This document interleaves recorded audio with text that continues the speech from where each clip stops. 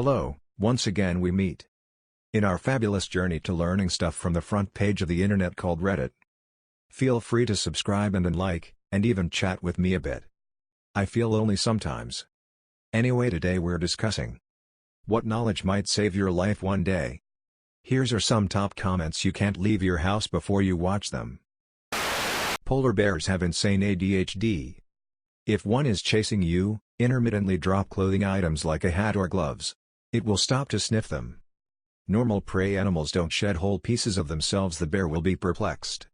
If the tide suddenly goes out unexpectedly, run like you stole it, for higher ground. What knowledge might save your life one day? If a rhino is running towards you, wait until the last second then sidestep out of the way.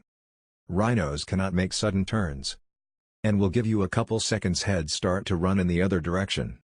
Repeat as necessary. You'll try this on my one. If you drive after being up for more than 17 hours, the level of your impairment is equal to legally being drunk. Don't drive while sleepy. EMT here. If you're ever choking on food in a public venue, do not go to the restroom to avoid causing a scene. Almost every death I've seen from people choking are found unconscious in a bathroom stall, because they were too polite to seek help. If you've been buried alive in a standard coffin, stay calm. If you are alive, you haven't been buried that long. Also, the dirt above you hasn't set yet. Most coffins are not built to last once buried and as a result have weak siding. So here is what you do. Pull your shirt over your head. You don't want to be swallowing dirt. Position yourself so you are as sideways in the coffin as possible with hands and feet pushing on the long sides. Push. You should be able to blow out one of the walls. Start crawling up. Do not panic. You may not find a grip immediately. Keep going until you make it out. If you call 911, always say where the problem is first, followed by the problem. If you happen to get cut off before you can say what the problem is, at least the dispatcher has a location to send an officer to check it out and advise if more police or fire is needed. Example: Operator, 911, where is your emergency? You, help, I am being stabbed, disconnect. Versus: Operator, 911, where is your emergency? You, 742 Evergreen Terrace, help, I am disconnect. Location, location, location. If your car is going underwater, an electronic roll-down button will work, regardless of the water pressure outside the car. But a manual handle is much more difficult. You also won't be able to open the door. It's better to have something in the glove box, like an ice scraper, to break the glass with. Mythbusters did a whole thing on it. Mythbusters saved my life. Or at least my house. I was a early teen and was cooking bacon. The pan caught fire, but I had just watched the episode where they put water on a grease fire and it makes it way worse. If I hadn't have watched that episode, I would have probably thrown water on it and it would have been no bueno. If someone is trying to abduct you, fight back. Most abductors will just give up if they meet resistance. And whatever you do, don't let them take you to another location. You ain't talking me to no secondary location. Street smarts. Middle dot. Get your money clip. Middle dot, and our teachers were like, write that down. This works with animals too. Always fight back and be crazier and they often will leave you alone. I was about to say this about sharks.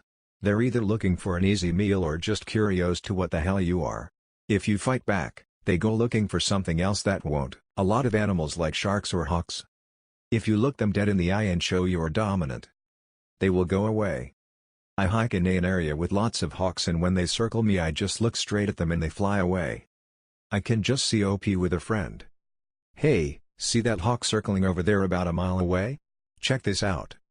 Intense staring. You'll notice how it kind of drifted away from us. You're welcome. Who's got the balls to stare down a shark as it's chasing you though?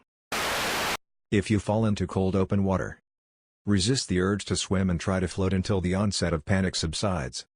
Once you have your breathing under control, you can then start to swim to safety. By doing this, you will not hyperventilate and avoid potentially drowning. To float, slowly lift your legs up, keep your arms out at surface and lean your head back. Yes, you will get water in your ears, just let it be. If you have what looks like a small pimple or a spider bite, and you see a red line streaking away from that area towards your body, Go to an emergency room.